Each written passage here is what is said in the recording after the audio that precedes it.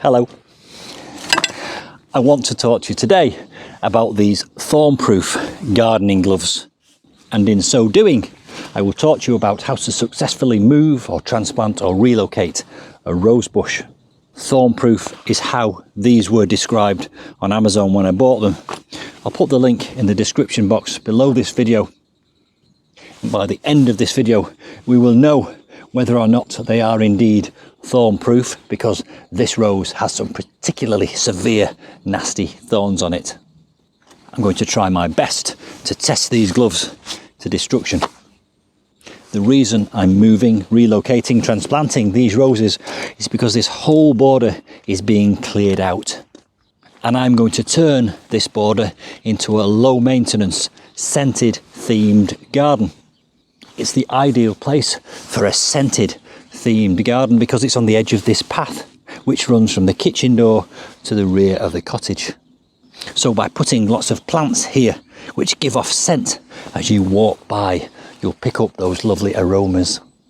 I'm probably going to plant some of those scented plants in between the cobbles of this path so that as you walk along you tread on them and they release all those essential oils and aromas. I'm also going to plant into this border my 4 lovely olive trees so that they get their feet into the ground. They've been in pots long enough. They're quite happy in pots, but I think they'll be even happier when they're planted into this border here. And they'll add some nice height and structure and give it an almost Mediterranean feel as you walk along. Eventually, I'm going to build a windbreak along here to separate off this path and this low maintenance scented garden from the garden at the back of the cottage, which is going to be our socialising space. So this border will become quite a long border going all the way through to back here. And then you can imagine these 4 olive trees planted in equidistant just to give it that height against this white wall. That should look really nice. Anyway, let's get back to these Thornproof gardening gloves and let's see how we get on. Now, the ideal time to move a rose is when it's dormant, in other words, in the UK, when it's winter time, because it's not growing and it's less likely to go into shock. It's currently February in the UK. I can actually start to see some growth appearing on this rose. I hope I've not left it late. I think I'll be just about all right. The first thing I'm going to do is use this wonderful grubbing tool, probably the singularly most useful tool I've ever bought.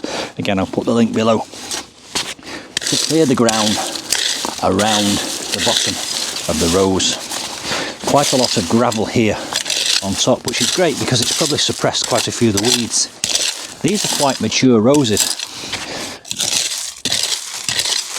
And as I'm doing this, I'm making a note of where the soil level is, because when I transplant this rose, I mustn't bury it any deeper than the previous soil level. And so you can see, as I scrape away at this gravel with this grubbing hoe, we're kind of at soil level now. And let's make a note of where that is here. Now, I've already pruned this rose, pruned it a few weeks ago, and that's the best thing to do when you're moving a rose, because you want to redress the balance. You're going to do some damage to these roots, it's inevitable at the end of the day. And you don't want those roots, the demand on those roots, to be too great. So by reducing the overall size of the bush above ground, you're reducing the demand on the roots whilst they become established in their new home. And whilst we're on the subject of the new home, you want to get this back in the ground as soon as possible. So it's always a good idea to prepare its new home before you start digging it out. Whilst I'm here, let me use these gloves to just take a hold of this stem, which has got several very spiky thorns on.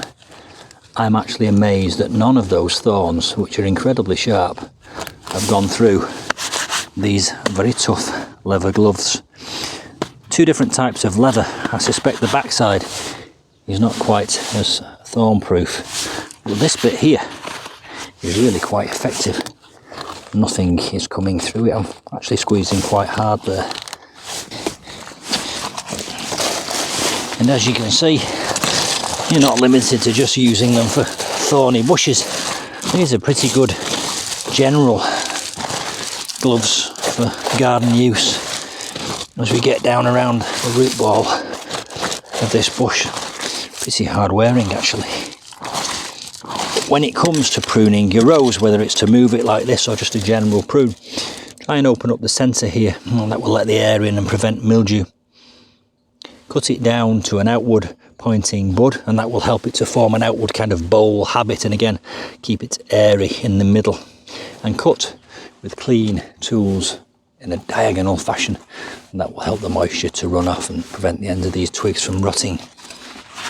They are quite susceptible to shock, roses. They're quite a sensitive plant.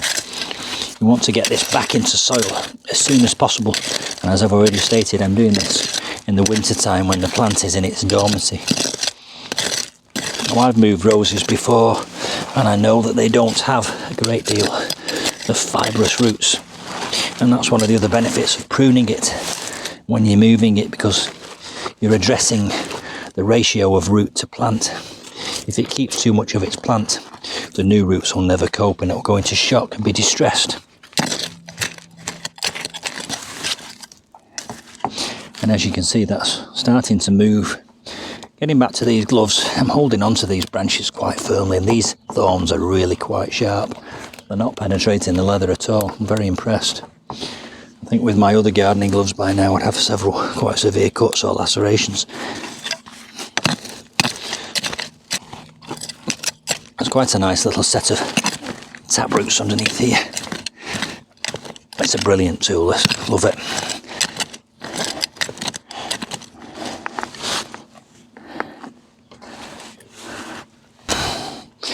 The roots of the rose are quite woody and hard. They do break quite easily. Unfortunately, I'm going to lose a few here. I'll go and get my secateurs, my loppers, and just cut away a few of these roots here.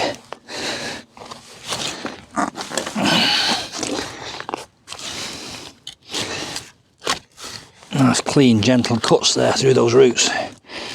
And that plant is now starting to come away.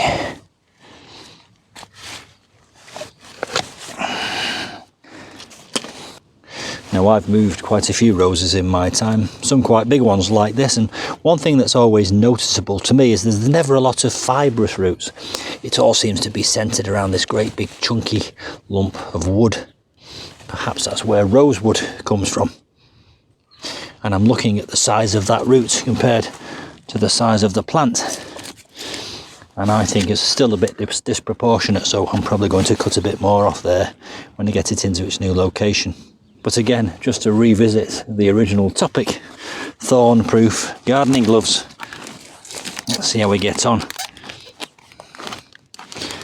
I'm really surprised and delighted about how effective they are at stopping these thorns from coming through. I mean, if you look there, there's a lot of very sharp thorns there, and I'm being quite blasé about the fact that I'm protected.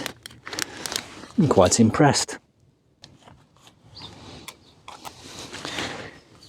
Let's get these into some fresh soil. I've not decided where these are going yet in the big scheme of my garden, so I'm going to put them into a big planter. Roses are quite a sensitive plant. It may or may not survive, but I'm giving it a chance. At least I'm not just throwing it into the recycling bin. And if you subscribe to my channel and hit the notifications bell, I'll give you an update in the summer as to how these have fared. So don't forget, when you replant the rose no deeper than it was originally planted, you don't want to rot the stalk. If, like me, you've got a small root and a big plant, take a little bit more of the stalks away to redress the balance between root and plant. And if you're planting it into a pot, make sure you've got plenty of drainage. You can see I've got loads of crocks at the bottom of there. The rose won't appreciate having wet feet. In terms of these gloves, I'm so impressed. You can afford to be really quite confident with these incredibly spiky roses. Big success, I think. And you can use them for other jobs in the garden, not just limited to thorny roses. Now, there is a link to both the gloves and the grubbing hoe and the secateurs below this video. If you go and buy these things through those links, I will get paid a commission, full disclosure, and I appreciate your support. Thank you very much. Come back, subscribe to my channel, because you'll be able to watch a video on planting out this scented themed low maintenance border, and I'll see you soon.